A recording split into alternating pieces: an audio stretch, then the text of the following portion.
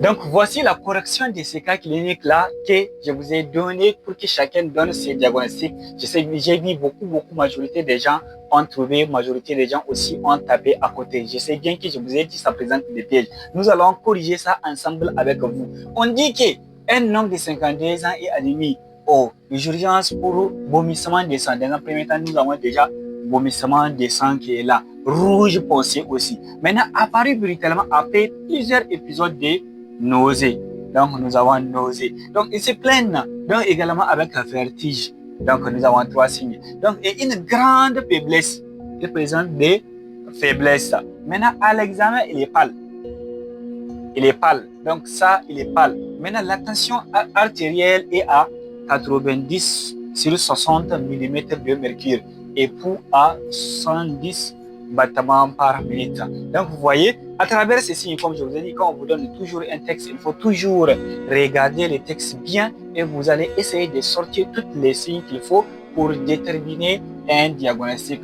Maintenant, dans un premier temps, vomissement du sang foncé, donc nausée, vertige et aussi faiblesse. Donc, maintenant, ça aussi seulement fait suffire à dire que donc, ces patients présentent une hémorragie digestive haute. Mais pourquoi c'est haute?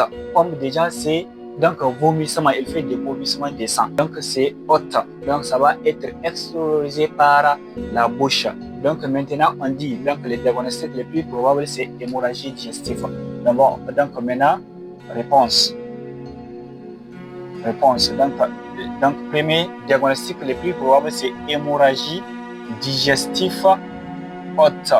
Donc, mais extériorisé par hématémèse. Donc, vous pouvez dire hémorragie digestive haute extériorisée par hématémèse. Maintenant, on dit quel est l'examen à demander de première intention. L'examen à demander de première intention devant une hématémèse ou bien devant une hémorragie digestive haute, c'est tout simplement fibroscopie digestive haute, comme nous avons déjà une hémorragie digestive haute.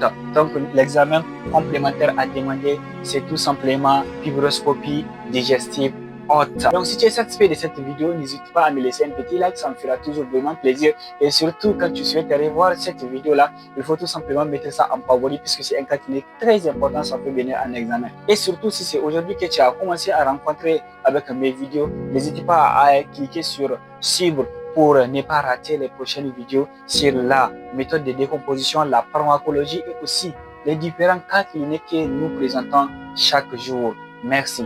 À la prochaine.